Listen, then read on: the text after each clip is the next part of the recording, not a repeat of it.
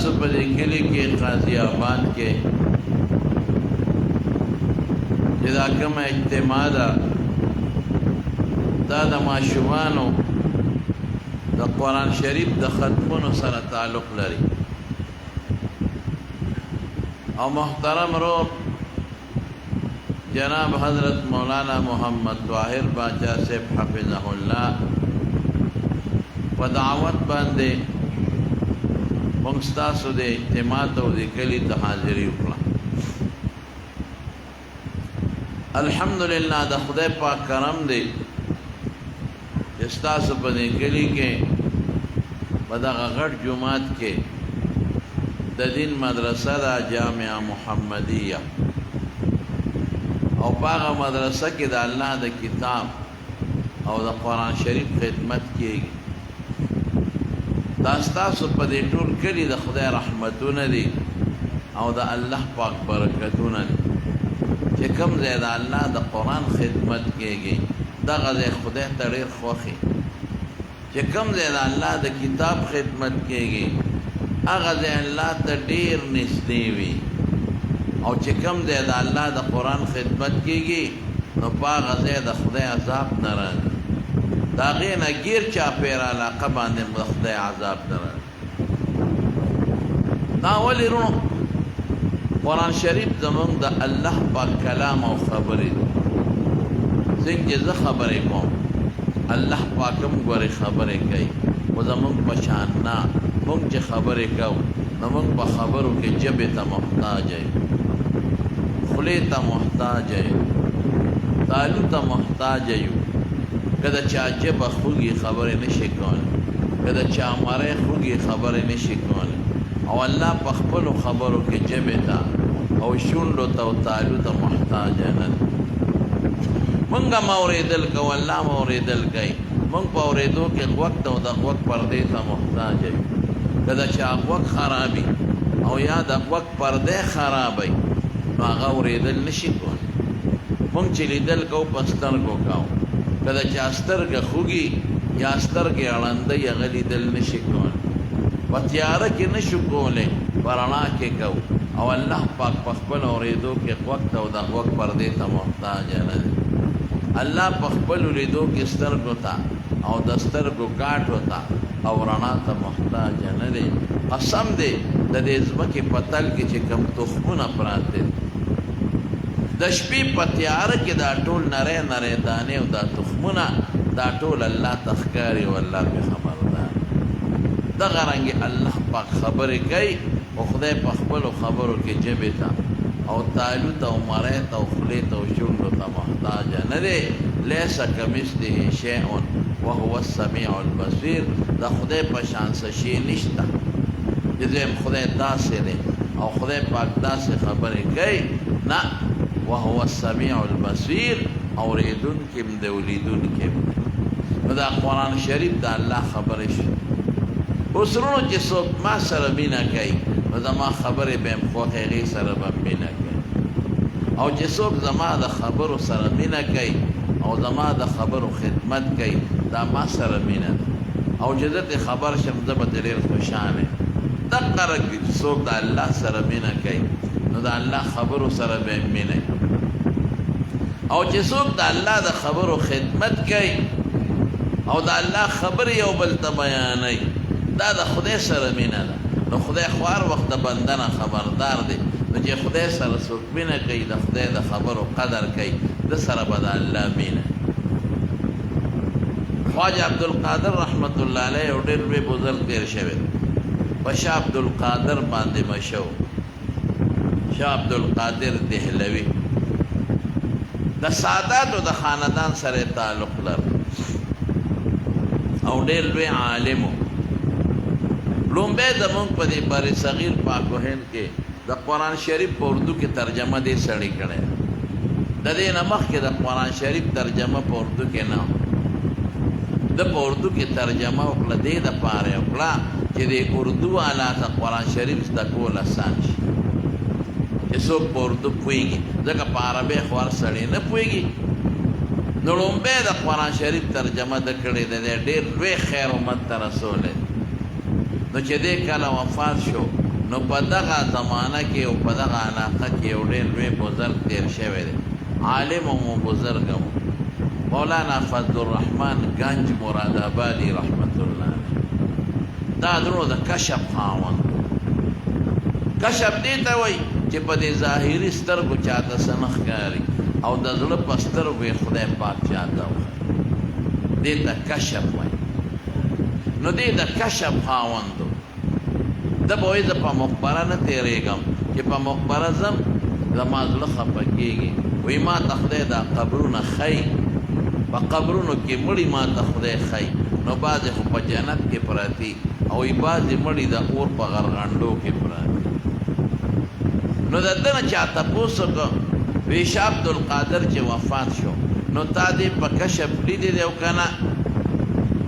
نو هغه ورته وایي او چې دې وفات شو نو یو څو ورځې پس د ده قبر له لاړم کېناستم نو خپل رب ته مې مراقبه وکړه نو ما ته خدای دې په قبر کې وښاو یو خو مې دې په جنت کې ولیده چې د جنت په باغچه کې دې ګرځي بلکل صحیح د لوی عالم او ډېر لوی خاندان سره تعلق هم لري او ډېر نیک او بزرګ شخصیت لیکن مولانا فضل الرحمن گنج مراد آبادی رحمت الله علیه سوی دا واورئ وی ما ته یو بله خبره الله وښوله هغه دا چې کله دې ښخ شو نو رب العالمین یو اعلان وکړ خپلو فرشتو ته اعلان وکړ چې دې سړي لومبی زما د قرآن شریف ترجمه په اردو کې کړې ده او زما قرآن شریف یې خلکو ته آسان کړی دی لہذا د ده د قبر نه ګیر چاپېره په 1400 میلو کې زه اعلان کوم چې عذاب بند دا د قرآن شریف برکت دی نو اوس د عذاب خو مختلف قسمونه دي چې خدای خبر الله کم یو عذاب بند کړ د قرآن شریف کې څو خدمت کوي دا د الله خبرې دی او د خدای کلام دی نورونو الله پې خوشحالېږي کومه ژبه چې په قرآن شریف چلیږي دا د خدای خوښه ده او کوم زړه چې د قرآن په معنو باندې او د قرآن په الفاظو ډک دی دا خدای ته ډېر خوښ دی حضور پاک فرمایي اشراف امتی حملت القرآن و اصحاب اللیل وایي زما امت کې دوه ډلې ډېرې بهترینې یو هغه ډله ده چې د شپې پاسې او الله ته په سلګو سلګو جاړي یو هغه ډله ده چې د هغې په سینه کې د الله قرآن شریف او کم کور کې او کم ځای کې چې د قرآن شریف تلاوت کېږي هلته سکینه نازلېږي حدیث پاک کې راځي هلته د خدای خاص رحمتونه نازلېږي نو چې په کوم ځای د خدای رحمت نازلېږي نو په هغه ځای د خدای قهر او غضب نه نازلېږي دا شکر وباسئ چې ستاسو په دې جومات کې جامع محمدیه کې مولانا محمد طاهر صاحب لګیا دی او د قرآن خدمت کوي الحمدلله او تاسو ټول به کوئ د سره تعاون خپل بچي به راولئ چې دی ورته قرآن وښایي خپل ماشومان راولئ داخل کې پکې د قرآن نه ځان مه لرې کوئ زمانو دنیا خو پاتې دنیا ده ځان سره چا پیسې یوړی او دولت یې ځان سره یوړ کم خلک اخرت ته کارخانې سره لاړل چا خپل جایداد ځان سره یوړ چا د خپلې کوټې ایسي ځان سره یوړ قسم دې قبر کې چې پرېوځې نو که ګرمي وي په ګرمۍ کې به پروت کوی به که خیر ټول په جمع انشاءالله ووایه داسې نه لږ شوق سره ووایه نور شوق سره مو ووایه او که چا له قرآن شریف په ناظره نه ورځي نو سوره اخلاص خو ټولو له ورذکر قل هو صورت حضور پاک فرمایي چې 3 ځله څوک دا صورت وایي نو الله به د قرآن شریف د پوره ختم ثواب ورکړي او چې 10 ځله څوک وایي نو الله به په جنت کې محل ولا ورکړي یو سړی تللی و بادشاه ته پخوانی زمانه کې بادشاه له تللی و هغه ته وایي زه غریب یم او زما بچي دي ما له نوکري راکړه بادشاہ ته رسېدل خو ډېر ګران دي په لوی محنت تکلیف رسېدلی د بادشاه پې رحم راغی وی د کوم ځای وی د پلانکې علاقې د هغې علاقې د ګورنر صاحب په نوم والا بادشاه خط ولیکي وی هلته به ګورنر صاحب له لاړ شي او زما دا خط به ورکړه بادشاه ګورنر ته لیکلي والي ته وی چې دې درشي راته مناسب نوکري ورکړه خو د بادشاه ډر اوسني بادشاه نه ونه هغې خو به که ګورنر هم پوټی خوا دې خوا کول سر به یې قلم کړه بس ده غریبه کاغذ راغونډ کړو جیب کې واچو او خوشحاله دی او پیاده مزلې وې په لاره روانو یو ځای کې خلک غونډ غونډ کېدل ده ویل لکه دا خلک ولې غونډ غونډ کېږي وی دا مړی شوی دی او د هغې جنازه نو دی ورغې چې دا د مسلمان په مسلمان یو څو حقونه یو حق یې دا دی چې مړ شي جنازه به پرې کې نو زه جنازه به وکړم چې څنګه ورغې جنازې له خلک ولاړو ده ته وایي میلمه د جنازې مونځ درځي چې امامتي راله وکړي ده وی او بلکل وی ښه ده مونږ ملا صاحب نشته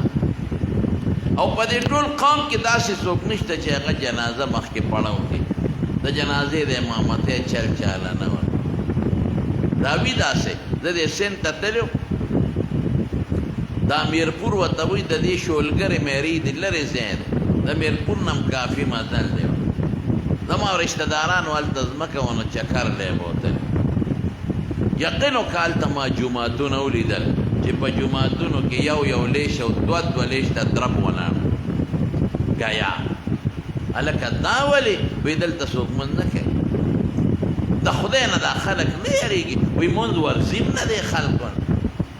د رمضان په میاشت کې د روژې په میاشت کې باقاعده وادي دروازې او خلک راځي او ډوډۍ خوري دا پروینې او د روژې په میاشت کې میلې لګېدلې او خلک پکې چولې او سیدونه او شربتونه څکي او د رو داسې ده تاسو وایئ چې دا به څنګه وي نه ولې زمونږ چې دلته مونځ بانګ ووایي نو خلک په خپلو دوکانونو کې لګي ګپې شپې لګوي که نه لګي منزله نه راځي دقه رنګې هغوی د روژې پروا نه ساتي روژه نه نیسي زما یو رشته دار و هغه وي وایي زه یو ځل درتلم کلي ته وایي یو سړی راغی وایي ما ته وایي حاجي صاحب ته به کله ځې ما یې ولې وایي چې زما په پلار جنازه وکړې نو بیا لاړ شه داري بیمارو وی ما ولې پلار دې مړ شو څه وی نه مړ خو نه دی ورنږدې دی نو اډوانسو کې به پرې راله جنازه ما وی سپېره پلار دې جمدې دی او ته پې جنازه کې نو وی ما ته یې وی چې حاجي صاحب که ته لاړې او ستا نه پس دې مړ شو نو جنازه به پې څوک کوي داسې حال دی نو دی وی چې خلکو ما ته وی چې زمونږ په دې مړي جنازه وکړه ما وی ښه وی جنازه مې وله وکړه وی بیا راته وی چې دا په قبر کې د سره څه چل کو سینګ بېږدو وی مې چې دا کار ماله راځي نو ما ولا هغه فقه چې کوم طریقه د سپارلو ویلې دا مې وله او قبر کې مې سمله وله او مخ مې وله سنګزل که قبلې ته کو د شریعت مطابق وی چې دې ما له حد ته کوزاو نو یې زما د جیب یو کش وکړ وی شکی شم چې خدای سره نه پرېوتله او که څه مسله ده یو کشو شو خو بس پوه نه شم تبه یې ولګولې قبر بند شو وی زه ترې را رخصت شم چې کلي علاقې ته رالم او ګورنر هاوس ته نږدې شم نو ما هغه خپل خط کته چې ورېږه خط برابر کړم چې اساني چې ګورنر صاحب له ورکړم چې مې وکتل جیب کې مې خط نه اوهو دا چې هغه له حد ته مې هغه بابا ښکته کوم او کش یې کړی دی نو دا لکه چې خط مانه له حد کې پروت دا سوچ واپس رالم په دې کې پنځه شپږ ورځې په لاره یو خوا بل خوا تېرې شوې چې رالم هغه خلکو ته مې چېرونو یو قیمتي خط د بادشاه دی او ما نه دی له حد کې پروت دی او بادشاه ته اوس رسېدل ګران دي نه شم تللی او که ورغلم سزا رانه کړي چې تا زما د خط دا قدر و له حد کې دی وغورځم او ګورنر هم بې د خط نه خو ما سره مدد نه کوي نو که ستاسو خفه کېږي نه نو دا قبر را سره وکنه چې خپل خط راوباسي هغې خلکو وی ډېره ښه ده دا خو زمونږ د مړي خدمت وکړه جنازه دې راله او بیا دې راله قبر کې وسپاره دا څه دونه خبره نه ده دوه څلور کسه به دا له حد وکنه او تاله به خپل خط راوباسي وی رالل چارو بیلچو سره او قبر نه یې خاوره وویسته وی له حد ته زه ورکوز شم تبی مې ماته کړی وه وی چې مې کولاو کړه لاندې مې وکتل نو د مړي په کفن زما خط پروت ما نه ښویېدلې اخو مې روچت کې جیب کې مې واچو وایي چې لحد مونږ اوس پړ ده وایي قسم دې د لحد